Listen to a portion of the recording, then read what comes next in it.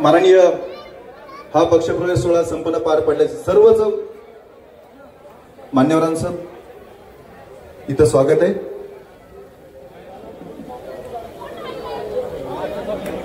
जाहीर प्रवेश आणि पक्षप्रवेश सोहळा आणि संवाद मेळाव्याच्या निमित्तानं आपल्या सर्वांचं मनपूर्वक स्वागत। विशेषतः दौंड तालुक्यातील पंचायत समिती, जिल्हा परिषद, कर्जविकी संघ, देखरेख संघ, दूध संघ, स्थानिक स्वराज्य संस्थेचे आजी माजी पदाधिकारी, तालुक्यातील सर्व प्रतिष्ठित मान्यवर यांचं स्वागत। त्यानंतर ज्यांच्या पक्षप्रवेश सोहळ्यासाठी राज्याचे कर्तव्यदक्ष कार्यक्षम उपमुख्यमंत्री माननीय अजितदादा पवार साहेबांनी आवर्जून वेळ दिला त्याचं आपल्या सर्वांचं लाडके नेतृत्व, माननीय भारतीय जनता पार्टीचे माजी शहर अध्यक्ष, उद्योजक, तमाम युवकांचे प्रेरणास्थान, कार्यक्षम युवक नेतृत्व, सन्माननीय दानशूर व्यक्तिमत्व स्वप्नील भैया शाह साहेबांचं जोरदार राजकीय स्वागत करा। माननीय स्वप्नील भैया शाह साहेब।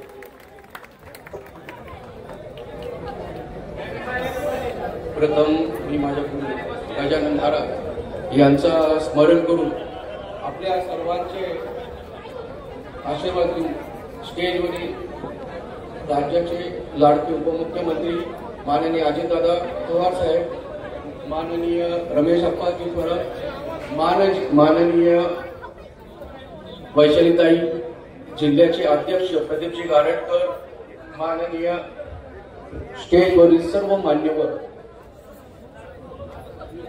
गेले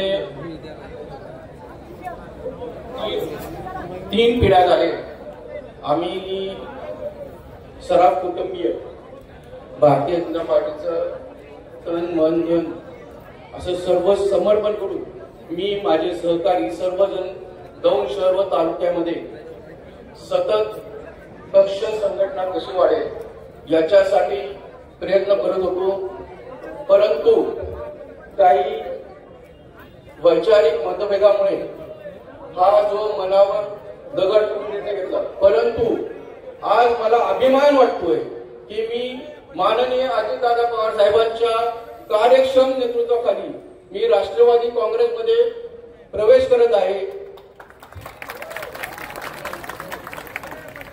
दादा आमचे दौंडकर पहिल्यापासूनच खूप गरीब आहेत, साधे आहेत, भोळे आहेत। दादा प्रत्येक वेळेस सगळ्यांना दिशाभूल करून असं सांगितलं जातं की बारामतीचा विकास केला जातो आणि दौंडचा केला जात नाही। मुळात आपल्या शहरातील दूरदृष्टीपणाचा कुठेतरी अभाव पडतो असं माझ्यासारख्या कार्यकर्त्यांना वाटतो। दौंड शहराच्या नजदीक भीमा नदी वाहते, शेजारी एसआरटी कॅम्प आहे, बाजूलाच छोटे छोटे गावांची लोकसंख्या आहे, परंतु हे काढणं सांगितले जातात। जर दौंड शहरातील व्यापाऱ्यांना व्यापार वाढवायचा असेल तर त्यासाठी दौंड नदीकाठचं जर स्वच्छ करून तेथे एक काठ उभारून तिथे जर बोटिंगचा जर सिद्धटेकला जाणाऱ्या वाहनांची सोय केली तर निश्चितच दौंड शहराचा विकास होईल, दौंड मध्ये व्यापार वाढेल। दौंड मध्ये दादा हा जेव्हा मी प्रवेश करण्याचा विचार होता इथं आज वास्तविक दिवाळीच्या शुभेच्छा देण्यासाठी सगळ्यांना बोलवलं होतं, परंतु व्यापाऱ्यांना थोडीशी पत होती सणासुदीच्या दिवशी स्टेज वगैरे आणून कसं काय आपण करताय, पण हे करण्यामागे एक विशेष उद्देश होता। आजूबाजूच्या तालुक्यातील लोक येतील आणि माझ्या व्यापाऱ्यांचा काही पूर्ण फुलाच्या पाकळ्या पद्धतीने त्यांचा व्यवसाय होईल, भाषण ऐकल्यानंतर खरेदी होईल। मी सर्वांना विनंती करतो की दादांचं भाषण झाल्यानंतर सर्वांनी काही ना काहीतरी कमीत कमी एक पंक्ती तरी घेऊन जावी, सगळ्यांनी सगळ्यांचं सहकार्य करावं, त्यामुळे व्यापाऱ्यांचा निश्चित व्यापार वाढेल। प्रत्येकाने एवढे लोक आल्यानंतर निश्चितच दौंडच्या व्यापारामध्ये भर पडेल अशी भावना होती। त्यामुळं मी आज दिवाळीच्या दिवशी मुद्दाम चौकामध्ये हा प्रवेश करण्याचा हट्ट धरला होता। बोलताना मन भरावून येतोय। गेले 30-35 वर्ष मी ज्या पक्षासाठी संघर्ष केला तो सोडताना मनात भावना भरून येत आहेत, काय बोलावं सुचत नाही। परंतु दादा मी आपल्याला एकच शब्द देतो की मी दौंड शहर व दौंड तालुक्यामध्ये राष्ट्रवादीला पूर्ण पंचायत समिती असो, ग्रामपंचायत असो किंवा नगरपालिकेमध्ये पूर्ण 26-0 असा विजय मिळवून देण्याची आपल्याला खात्री देतो।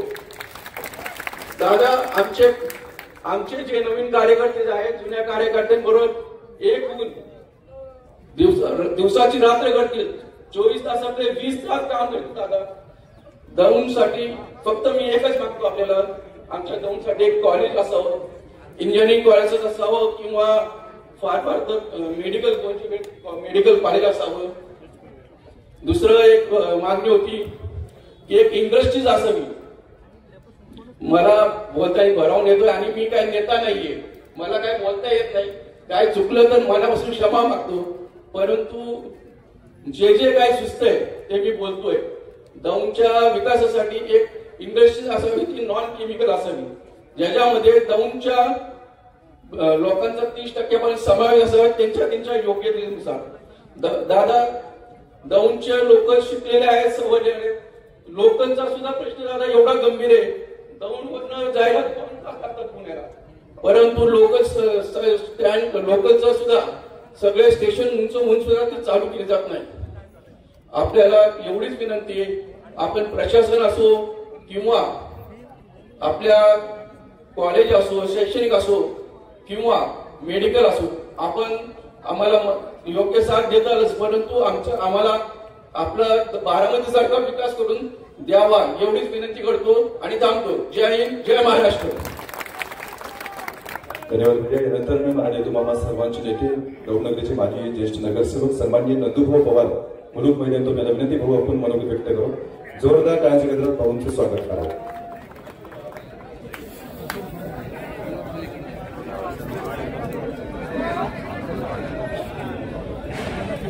राज्याचे उपमुख्यमंत्री माननीय अजितदादा पवार,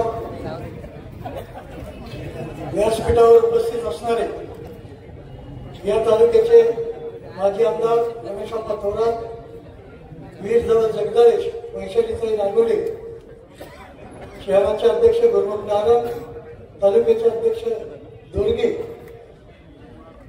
युवकांचे अध्यक्ष, महिलांच्या अध्यक्ष व उपस्थित असणारे सर्व पत्रकार, प्रवेश केलेले कार्यकर्ते, बंधू आणि भगिनी,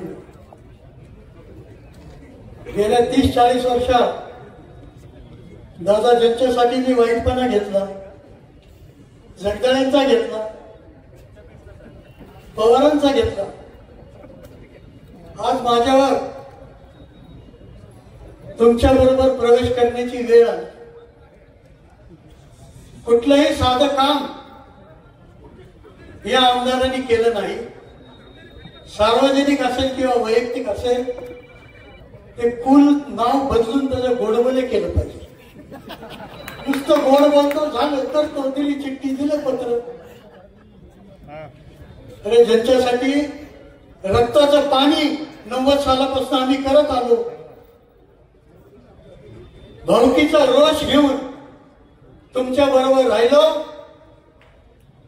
या नंदू पवारला फक्त वापरण्याचं काम या कुल घराण्यांनी 90 पासून केलं. आज कसली मस्ती आहे, कसलं काय मला काय कळलं. अरे काय यांची परिस्थिती होती, हे जाणणारा आणि मानणारा बघणारा कार्यकर्ता नंदू पवार. 1 रुपया दादा नसताना सुभाष अण्णांना रमेश अप्पा आणि माझ्यासारख्या कार्यकर्त्यांनी या तालुक्यामध्ये 90 साली आमदार केलं. त्याची कुठलीही जाणीव, कुठलंही भान या आयत्या पिठावर रेगा ओकून झालेल्या नेत्याला राहिलेली नाही. याची खंत आम्हाला वाटते. या शहराला दादा लोक म्हणतात बिन चेहऱ्याचं गाव. 30-40 वर्षापासून एक हाती सत्ता आहे, परंतु शहराची अवस्था काय? दिवाळीचा सण आहे, एकाही दुकानामध्ये लोकांची भवानी होत नाही. ही बाजारपेठेतली परिस्थिती आहे. काय करते त्या तालुक्याचे राज्यकर्ते? 14 साली लोकांनी दाखवला पराभव, रमेश अप्पाला आमदार केलं, त्यावेळेस मी रमेश अप्पाच्या बरोबरच होतो. परंतु कार्यकर्त्याची किंमत नाही. दादासारखा धाडशी नेता राज्यामध्ये लोक तरसतात.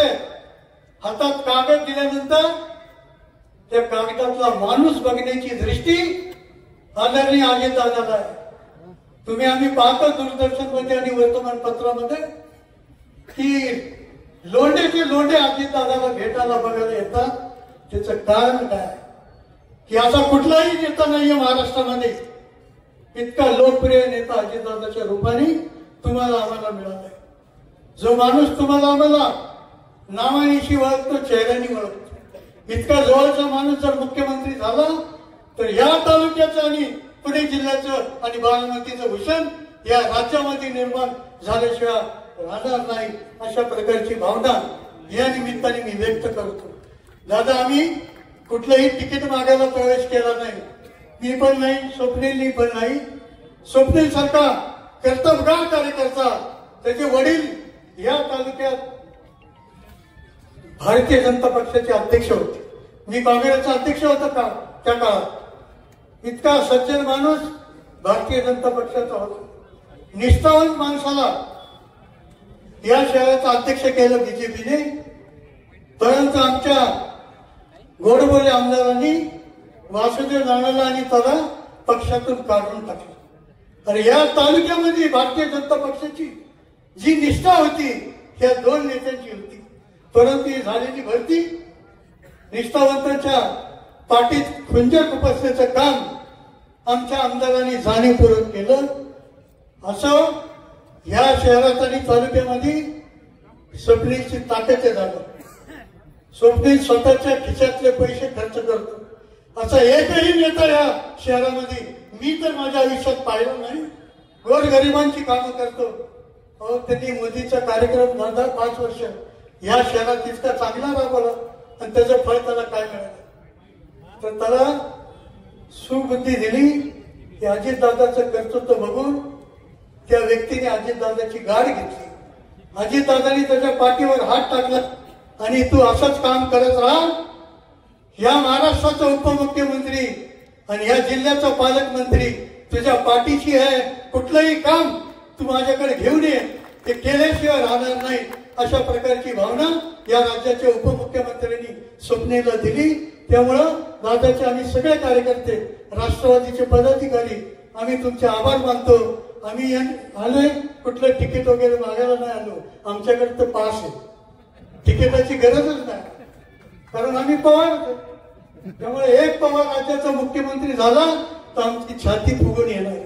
त्यामुळे आमच्या भावना या निमित्ताने, प्रवेशाच्या निमित्ताने आम्ही व्यक्त करतो.